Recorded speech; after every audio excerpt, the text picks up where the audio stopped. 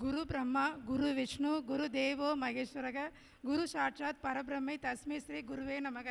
குருவின் திருவடிகளே சர்ப்பணம்.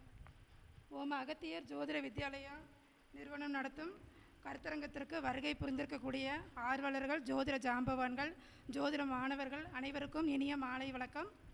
இன்றைக்கி நம்ம பேச போகிற தலைப்பு பார்த்திங்க அப்படின்னா 10ஆம் பாவகம் அப்படிங்கிறத தலைப்பெடுக்க போகிறோம்.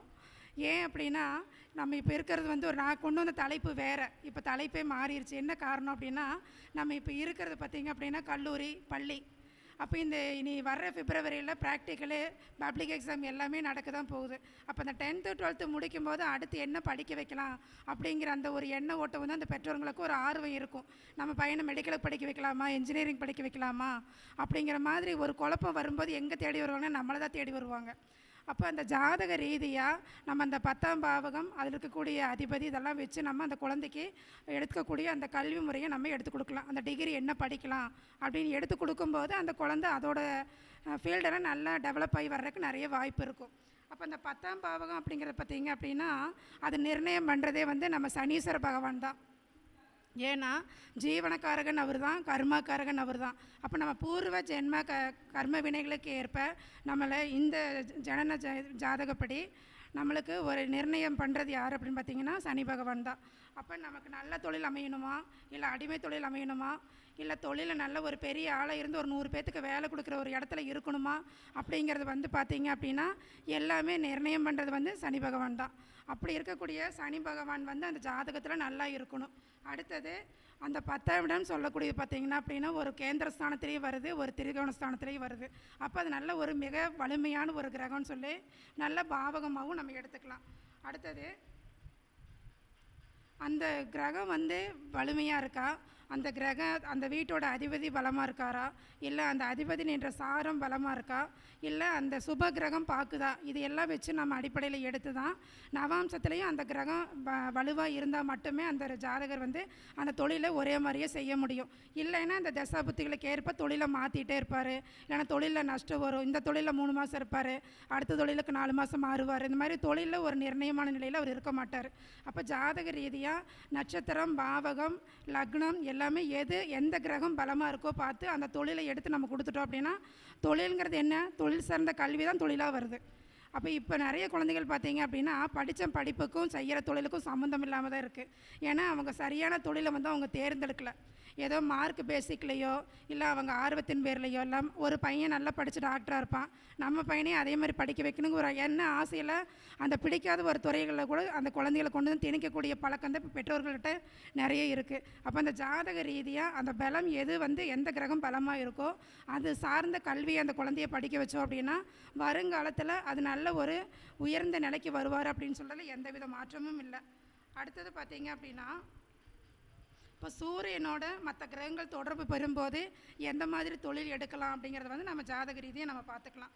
அப்போ சூரியனும் செவ்வாயும் திக் பலத்தில் இருந்தது அப்படின்னா நல்ல ஒரு தலைமை பதவியிலையும் அரசாங்கம், அதே மாதிரி இராணுவம், போலீஸ், அந்த மாதிரி பெரிய பெரிய தலைமை பொறுப்புகளில் கண்டிப்பாக அவங்க வருவாங்கங்கிறதுல எந்தவித மாற்றமும் இல்லை. அப்போ அவங்கள சூரியனோட சுயசாரம் பெற்றிருந்தாலோ அல்லது சூரியன் நல்ல ஒரு பலத்தோடு இருந்தார் அப்படின்னாக்கா நல்ல நேரடி தொடர்பு, அந்த 10ஆம் பாவத்தோடு சூரியன் நேரடி தொடர்பில் வர்றாரு அப்படின்னா அந்த ஜாதகருக்கு என்னென்ன துறையில் படிப்பு நம்ம சொல்லலாம் அப்படிங்கிறத நம்ம எடுத்துக்கலாம். அடுத்தது பார்த்திங்க அப்படின்னா தலைமைச் செயலகம். இப்போ அரசியலில் தலைமைச் செயலகம்னு ஒன்று இருக்குது. அடுத்தது கிராம அதிகாரி இருக்குது, IAS கலெக்டர் இருக்குது, அதே மாதிரி வட்டாட்சியர் இருக்குது, தாசில்தார் இருக்குது. இந்த மாதிரி அரசினோட நேரடி தொடர்பு பெறக்கூடிய அலுவலகங்கள் சார்ந்த கல்வியை அந்த குழந்தையை நம்ம படிக்கிறதுக்கு கண்டிப்பாக நம்ம எடுத்து சொல்லலாம். அடுத்தது பார்த்திங்க அப்படின்னா சந்திரன் தொடர்பு. அப்போ சூரியனோட சந்திர தொடர்பு வரும்போது பொதுப்பணித்துறை எடுத்து கொடுக்கலாம், உணவு சம்மந்தப்பட்ட துறையை எடுத்து கொடுக்கலாம், வேளாண்மை துறை எடுத்து கொடுக்கலாம். அதாவது கேதுவும் தொடர்பு வந்தார் அப்படின்னாக்கா இந்த பெண்கள் சார்ந்த மருத்துவம் இருக்குது இல்லைங்களா, அதே மாதிரி மனோவியல், அந்த நம்ம சைக்காலஜி ரிலேட்டடாக என்னென்ன துறைகள் வருதோ அது எல்லாமே நம்ம அவங்களுக்கு நம்ம எடுத்து சொல்லலாம். அடுத்தது உணவுத்துறை, குடிநீர் வாடியல் துறை, அடுத்தது மீன்வளத்துறை, சிறுமுகத்துறை, அந்த மாதிரி எல்லாமே துறைகள் வாரியாக நம்ம பிரித்து கொடுக்கலாம். அடுத்தது செவ்வாயோட தொடர்பு வந்தது அப்படின்னு பார்த்தீங்க அப்படின்னா காவல்துறை, மின்சாரத்துறை, மின்னணுத்துறை, அடுத்தது அரசு தொழிற்கூடங்கள் எல்லாமே, அடுத்தது உரம் சம்மந்தப்பட்ட விஷயங்கள், வேதியியல் துறை, கலால் துறை, ஊரகத்துறை இது எல்லாமே பார்த்திங்கன்னா செவ்வாயோட தொடர்பு வரும்போது நம்ம அந்த துறையில் படிக்க சொல்லி நம்ம அட்வைஸ் பண்ணலாம் அவங்களுக்கு. அடுத்தது சூரியனோட புதன் தொடர்பு வரும்போது பார்த்திங்கனாவே அதிகமான அவங்க பட்டங்கள் வாங்கக்கூடிய வாய்ப்பு அந்த ஜாதகத்தில் கண்டிப்பாக இருக்கும். 2 டிகிரி 3 டிகிரி கண்டிப்பாக அந்த குழந்தை படிக்கக்கூடிய வாய்ப்பு இருக்குது. அப்போ அந்த மாதிரி தொடர்பு பெறும்போது தணிக்கை துறை நம்ம அட்வைஸ் பண்ணலாம். தகவல் தொழில்நுட்பத்துறை, செய்தித்துறை, பத்திரிகை துறை, இந்த ஜேர்னலிசம் இருக்கு இல்லைங்களா, அதுவும் நம்ம சொல்லலாம். அதே மாதிரி உயர்கல்வித்துறை, நிறைய இந்த மாதிரி ஃபீல்டு சம்மந்தப்பட்டதில் உட்பிரிவுகள் நிறைய இருக்குது.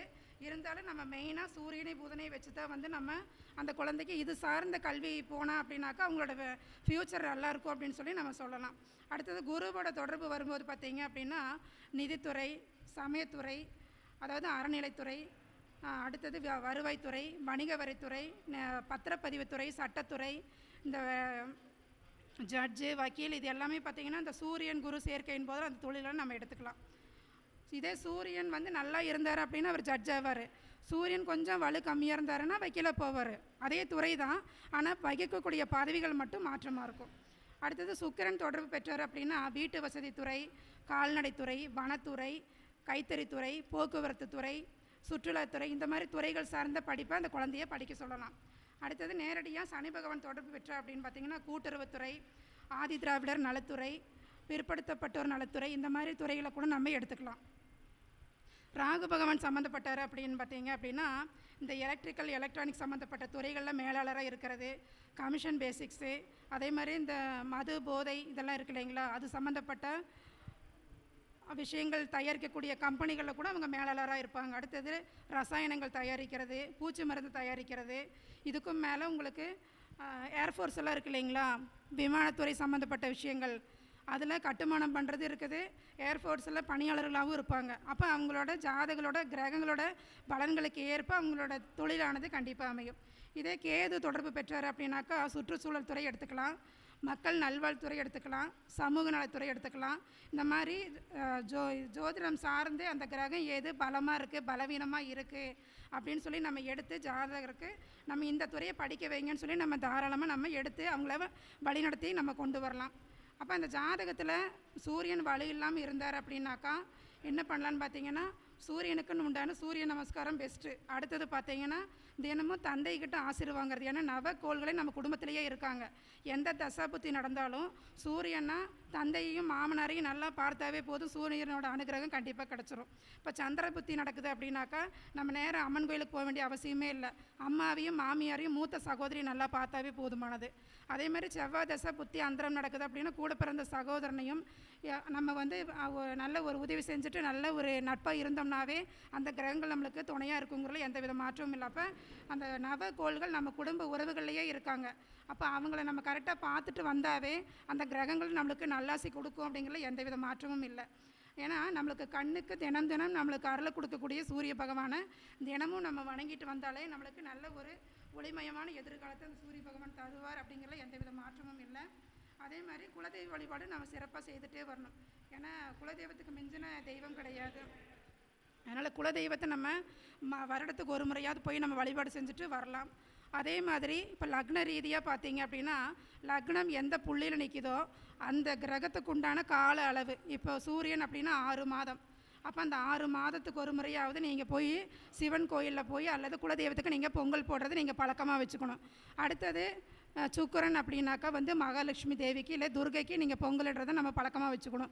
செவ்வாய் அப்படின்னா முருகனுக்கு, இல்லைன்னா காவல் தெய்வம் ஐயனார், அண்ணன் தம்பி அந்த பொன்னர் செங்கல் கோயிலெல்லாம் சொல்கிறோம் இல்லையா, அப்போ அவங்களுக்கு அந்த தசா புத்திகள் அவங்களுக்கு எத்தனை நாள் வருதோ அந்த நாளுக்கு உண்டானதுக்குள்ளேயாவது இப்போ 17 மாதத்துக்குள்ளே இல்லைன்னா 10 வருஷத்துக்குள்ளேன்னா 10 மாதத்துக்குள்ளேயாவது நம்ம ஒரு முறையாவது போய் பொங்கல் வச்சுட்டு வழிபாடு பண்ணிட்டு வரும்போது சிறப்பான பலன்கள் நம்ம குடும்பத்துக்குள்ளே அடிக்கடி சுப செலவுகள் தான் வருமே தவிர அசுப செலவுகளுக்கு அவங்க இடங்க கொடுக்க மாட்டாங்க.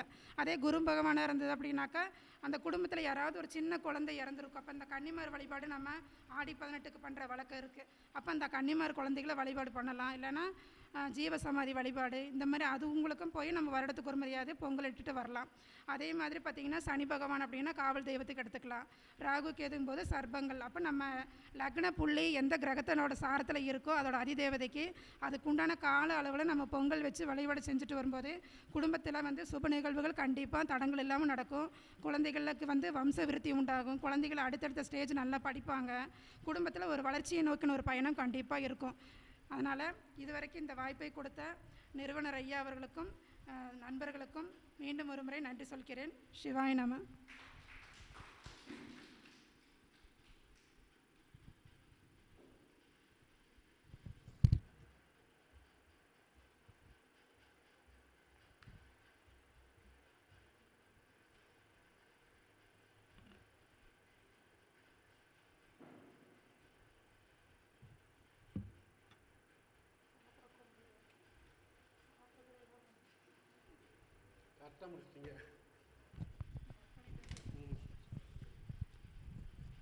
உமா மேடங்க, அதாவது 10 நிமிஷத்துக்குள்ள முடிக்கணும்னு சொன்னேன். அதனால கொஞ்சம் அசால்ட்டாக பச்சி சாப்பிட்டுருந்தேன். கரெக்டாக வாய்க்குள்ள போட்ட முடிச்சிட்டாங்க அவங்க.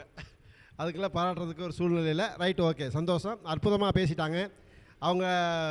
அதாவது வரக்கூடிய காலங்களில் அப்பப்போ எங்கள் கருத்துக்கள் வந்து சிறப்பித்து தரணும்னு நான் வேண்டிக்கிறேன். அதுக்கு உங்களுடைய சப்போர்ட் இருந்தால் கண்டிப்பாக வருவாங்க. சப்போர்ட்னு என்னங்க, நீங்கள் கைதட்டினா அவங்க வருவாங்கன்னு சொல்கிறேன். சரிங்களா? தட்டினா தானே? ஓகே, சந்தோஷம். அவங்களுக்கு ஒரு நன்றி விதம் செலுத்தும் வகையாக பொன்னாடை போத்து மாதிரி கேட்டுக்கோ.